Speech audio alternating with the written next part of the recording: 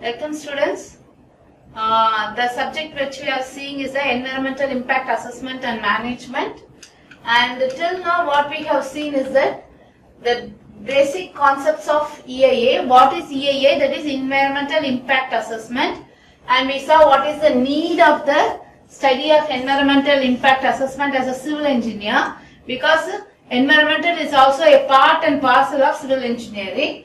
And it is the importance of the EIA, concept of EIA we saw in the first lecture, and also we saw the salient features of the EIA, and what is the elements that is comprising of EIA is the initial environmental studies and environmental impact assessment, IEEE, initial studies, and next we go for a full scale study.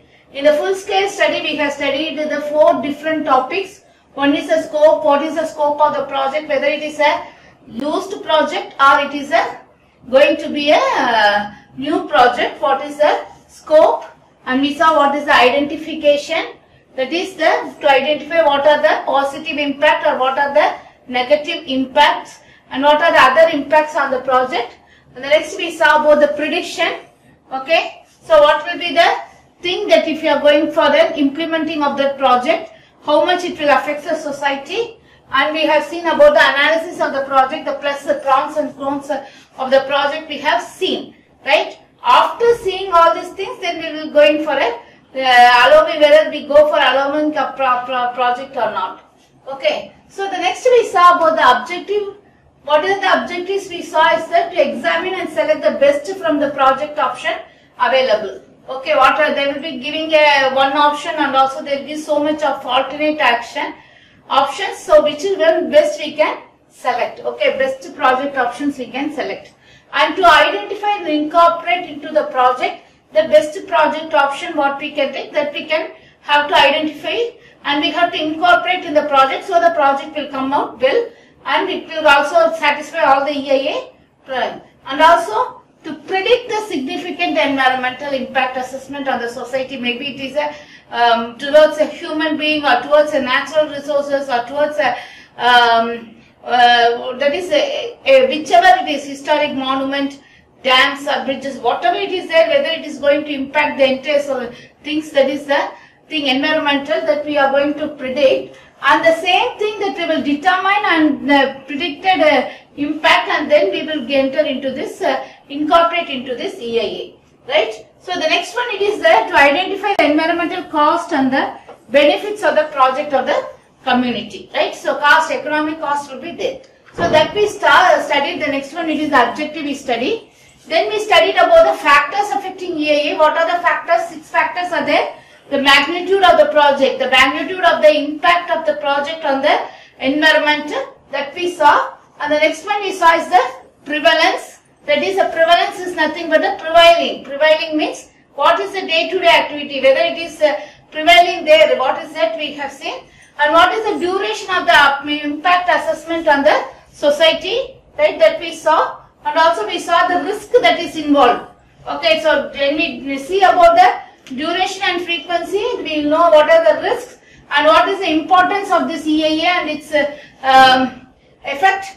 And we saw the mitigation. Mitigation is nothing but the how to reduce the severity of this impact on the society, severity of the impact on the environment, severity of impact on the monuments, like that we have been seeing, right? It is all physical, chemical, biological, social, cultural, human, every impact, how it is can be reduced, right?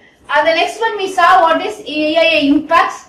In the EIA impacts we saw different impacts, right? So the direct impacts, the indirect impacts, the cumulative impacts, and we saw positive and negative impact, we saw random and predictable impact, right? Okay, so positive is what are the, because of this what will be the positiveness, and because of this what will be the negativeness, and we saw what is a random principle, that is a predictable, we will predict some impact to happen, but without predictable there will be some accidental that may happen, is random.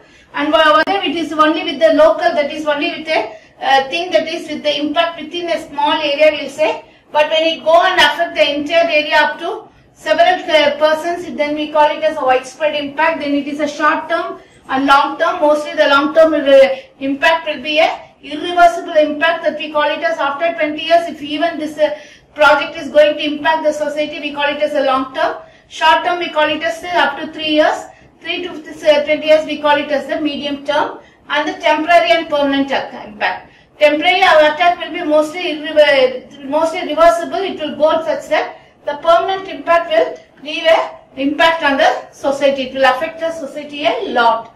That is the severity of the impact. Then we saw what are the impact prediction and the assessment we saw, and we saw the impact evaluation and analysis, and the what from the impact evaluation analysis, assessment and analysis, we found out a base map, right, on which this EIA has to be analyzed. Once we form the base map, the next we have to go in for the selection, that is the identifying the study area, right. Once we have got the base map, then we have to go for the study area identification. These are the topics that we will see for today. Then we go for the classification of environmental parameters. What are the parameters that will affect this project, whether it is a new project or it is a developed project? What are the things that will affect? Then we will study about the formation of EIA study team. A team has to be there. For an environmental project, we cannot take another person who doesn't know environment into the team. So identification of the team differs from project to project. Then we will prepare the terms of reference. TOR is a very good, important Word document, that is a government document. And then we will go for a preparation of EIA, then environment monitoring and management plan. So do you see one by one study? First we will go for the study of the identification of the study area. Okay, so when I am going to tell, this is not that if a project or plan or the development plan is submitted, then I will go and study what are the things we have to study now. What are the water bodies that is included in that area? What are the land that is included? Population centers, where there is a small population or it is a major population city. Okay, so that I have to study. The study area which the project, that is a new project or the developed project, affects the society at a large. That I will be studying. Okay, so that is what, okay. When the project will have a significant effect on the water bodies or the land or the population centers, that is the human persons or the animals, everything that we will be studying. That is the first study, that the area that I have to take. The second one I have to take is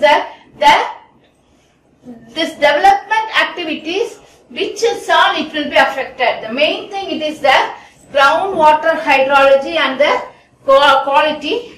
Surface water groundwater means all the water that is groundwater table, everything is there inside the ground. How it will be affecting this? Okay, that I have to study. And for example, if I am going to take a dye industry, without the dye industry, without treatment, everything, if I am going to say, put the water in the land, disposing it to the land, it will, the entire color of the groundwater will change, right? And the surface water hydrology, the surface water is nothing but the streams and rivers. Okay, the streams and rivers comes under the surface water. So this surface water hydrology. The next one, it is the quality and air quality. So air, how much the proposed plan and the development plan will affect the air, the land quality, land users, vegetation, forest, fisheries, aesthetics, public occupation, health and social economics. So we have to study the study area that has to be included in EIA, right? So if there is a development plan or the project plan, due to that project or due to that development of that project, if what will be the effect on the groundwater surface and its quality, surface water and its quality, air quality, land users, vegetation, fisheries, forest, aesthetics, public and public, that is their health and also their occupational also we have to see. Okay, the next one we will see about that is also another thing is that the size of the area that differs. Okay, so the size of the area that depends upon the magnitude of the project and also it depends upon the affecting, that is the place that to which it will be affected. Okay, so some places the air will be affecting even up to a surroundings of up to 6 kilometers radius. You can say Bhopal gas plant, right? So similarly in the lockdown period, after that in the June one problem that is took place in Vijayawada, you know that in Vijayawada that toxic gas that came out of the industry, because it was locked down for so many times, suddenly it was open, so that it was a leakage which has affected almost 5 kilometer radius. Okay, so similarly again also there was one problem, that is what I am telling is that if that is the case, we have to take the area of 5 kilometers and we have to assess what will be the impact of the project on that area. If there will be some small effect within the local area, then we have to study only that local area. Okay, so the size of the project, characteristics and the surrounding environment we will study, and the meteorological conditions. What is meteorological conditions? Meteorology is the study of the that is the weathering conditions, rain, forecast, everything. That is the environmental natural resources on the society that we will be seeing. Okay, so the next one we will see about the classification of the environmental parameters. Okay, so these are the 4 things that we will be taking into consideration based on the environmental resources. Okay, the classification. Number 1, natural physical resources, natural ecological resources, human economic development resources, and quality of life values, including aesthetic and cultural value, which is very important, aesthetic and cultural value, which are difficult to assess. Okay, so first we will be seeing the natural physical resources. What will be the natural physical resources? Okay, so it will be a mountain. Okay, mountain may be there. Okay, and a forest may be there. It is a natural resources, physical resources. And what else it is coming under this? Rivers, streams, water bodies that comes to the river. So what is the ecological resources? Ecology. Ecology is the study of plants, flora, fauna, like so flora studies it will be taken there.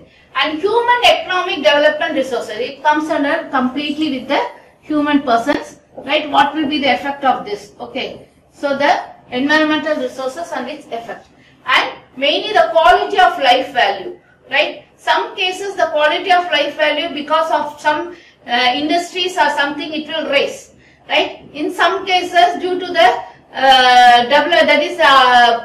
installment of the plant or the new project, it will decrease the quality of the area, of the quality of life in that area. So we have to study. So the main thing is the aesthetic and the cultural value. What is aesthetic? Aesthetic is nothing but the beauty, that outside beauty, we call it as aesthetic. Here what is that? The effect of the entire environment on the surrounding full aesthetic that we have to consider. And what will be the cultural? That is the persons, every persons in every area in India, they have different cultures. That culture should not be altered at any cost. That will be considering in this environmental parameters which they will be considering. So then next one is that formation of EIA study team. Based on all these things, the study team will be formed. Okay. So what will be the effect? Which is the most predominant point in that project? Whether it is a structural project or it is an environmental project, like that they will be taking into it, and based on this they will be taking the expertise from all the areas for the particular project. Okay, then it need not be a very big team. It can be a small team comprises of 6 members, like that need. It is the need, based on the need. If it is a multidisciplinary project, then there will be more team members necessary. But each team, the members that is selected should be very particular with that, that is expertise, should be expertise in the discipline. Okay, so the next one, the key point is that the individual in charge of the EIA must have certain skills so that the findings from the environmental studies can be used properly, appropriately to modifying the project plan to obtain a more optimal economic environmental development project.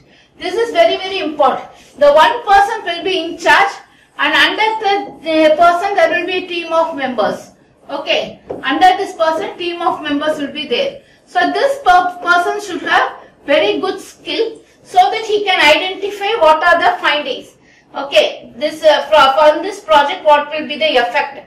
What will be the problem with the environment? Okay, the findings, he will have to find out that is pinpoint the exact problems. He should be able to pinpoint the exact problem, and by that which he can modify the entire plan of the study, right? Modifying the entire plan or entire project we can modify, or we have to find out which are the hinges there are there and which are the hiccups there which we have to modify. Everything he has to tell, so that we can obtain a optimal economical and environmental development project. So the main thing is this one. Okay, so the entire team will study and it will give a report, and the person in charge should be able to get all the reports, and he has to study all the points, plus and minus points, and then he has to come to a conclusion that whether this project has to undergo a modification or not. If it has to undergo a modification, what is the modification that can be done? Everything he has to give, so that the project that is coming out of EIA should be an optimal economical environmental development project. Okay, understand, that is the ultimate aim of the EIA. So the next process is that actually the composition of the team should depend on the nature of the activity. Okay, so for some persons will have, right? So this is important, but they will do some other work. Okay, so that is not at all important. They will be concentrating on some other work. Okay, so similar to that, that is the part which is not so much of importance and so much not necessary for the activity, we should not go in for. The team of members should not determine and should not go into it. And then the key users, that is that. So depending upon this, the key users will be who are there in the study team, who will do all these things. This part will be done by this persons, everything that they will be identifying. This part, that is a study of the environment, that is on the water resources, this person will do, X will do. If the study of the thing in the air, this person will do, Y will do. What is the impact of the human being? What is the assessment? We can get a questionnaire, everything he will allow to a person. Like that, the head has to allow to the team members like that. Okay. So, and another thing is that, actually, even it is not a, team is not one-time process. Okay. So, if there is any in between, if you are seeing that there is some problem with the team members, or something is lagging in the team members, some expertise is lagging in the team members, and you have to identify a team member and you want to include him in the EIA team, study team, then you can do it at any time. So the team is not a fixed members, it is not consisting of the fixed members. Okay, it is not consisting of the fixed members. It can be modified at any time. It is not of fixed. No fixed members are there. Okay, so they can include any person with expertise, any person that is having much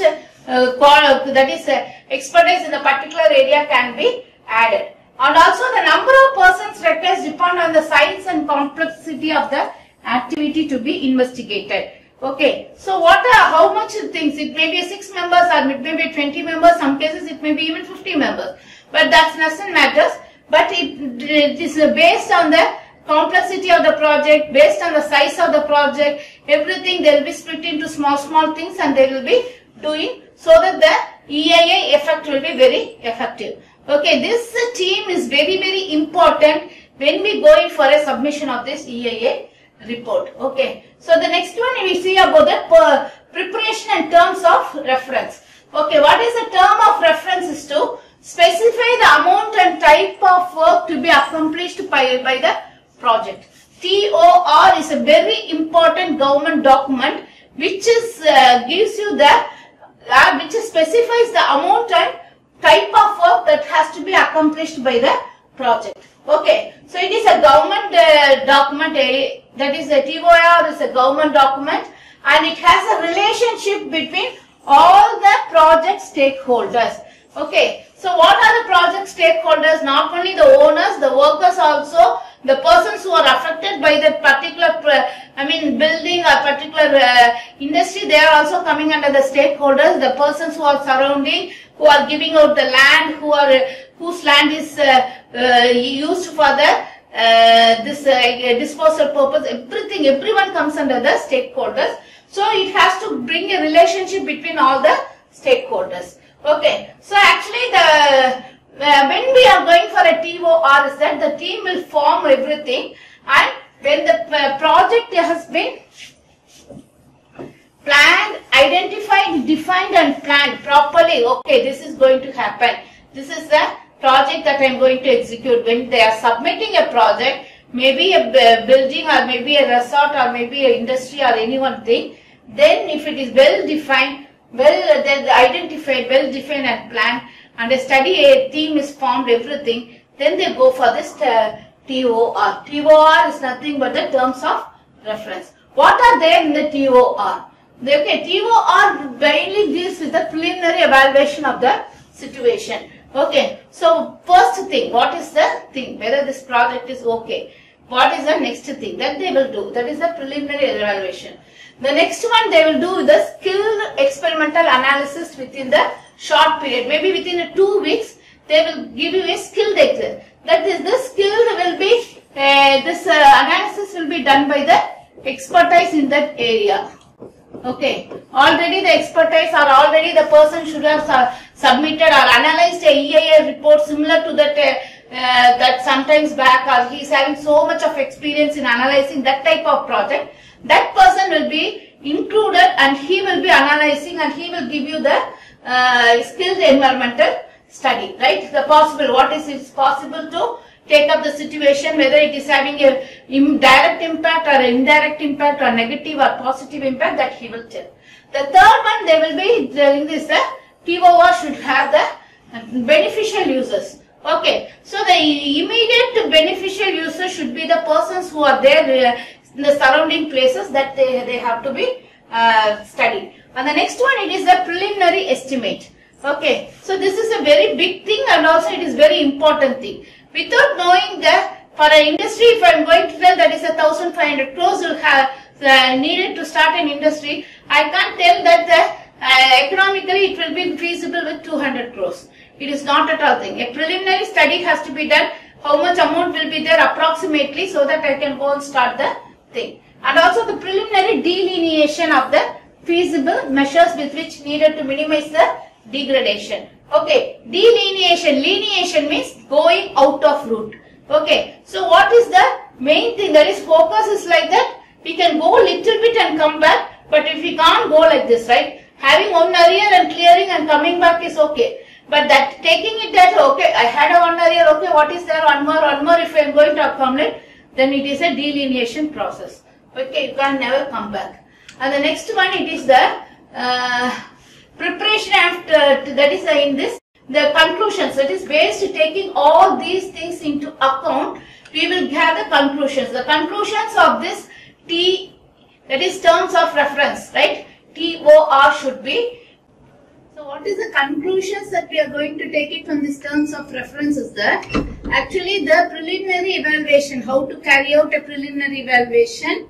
The next one, it is done by a skilled environmental analyst, right? He need not be a part of this team, but he has to be having many similar project in the previous experience, like that a skilled person will be there, and they will be identifying what are the beneficial users which are likely to be significantly it is affecting the society or the person or the monuments, everything.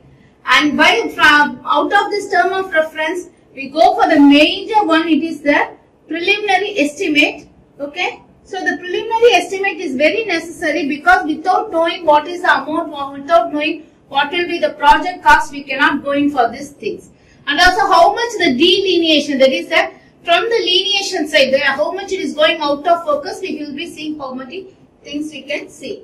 Okay. So these are the things that we will be coming out of these terms of reference. That is whether a detailed EIA follow-up study is needed. This is the first thing. Whether a detailed study is needed, or the term of reference, you will say, okay, this IEE is okay, needed. it is enough that is there, that they will be considering, and the same thing will be recommended for the budget and recommended for the further movement. And the next one now, they will prepare a report of the initial work. What are the things? That is the things that is given by the expert committee, taken the report that is taken from the persons that are there, and how much the area will be affected, everything, and that will be the base for the making of the final EIA.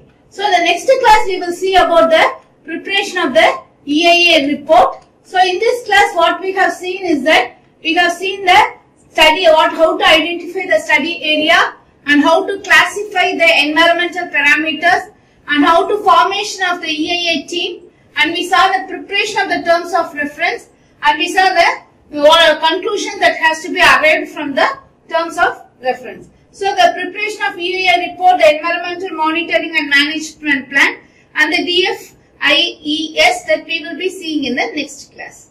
Okay.